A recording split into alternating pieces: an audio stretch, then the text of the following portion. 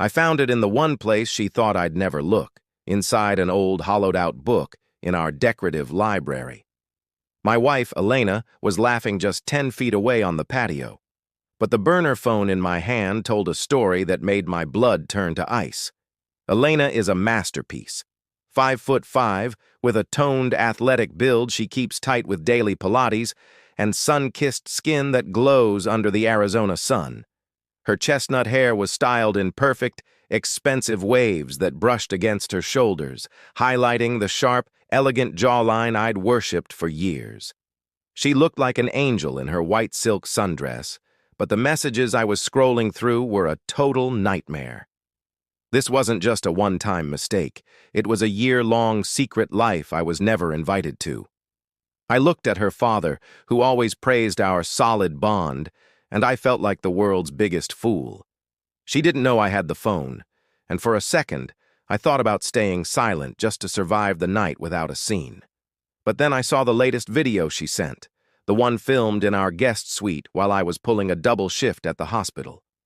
The messages weren't even with a stranger. They were with our loyal contractor, the man I'd paid thousands to renovate the very house she was currently using to betray me. It started with project updates and ended with her sharing parts of her soul and her body that belonged only to me. She was seeking thrills from a man I employed while I was breaking my back to pay for the designer life she used to lure him in. I walked over to her, the burner phone hidden in my palm, my heart hammering against my ribs like a trapped bird. The smell of grilled steak and her expensive jasmine perfume felt sickening. "Elena, can we check the wine fridge inside?" "I think it's leaking," I whispered, my voice vibrating with a rage I had to swallow. She looked at me, her piercing hazel eyes searching mine, and for a split second, the perfect wife mask flickered. She knew. Inside, the silence was deafening. I laid the burner phone on the granite island. The screen was still glowing with the last message she sent him. "He's clueless. See you when he's on call." She leaned against the fridge, crossed her toned arms, and said, "You became a provider, David, but you stopped being a man.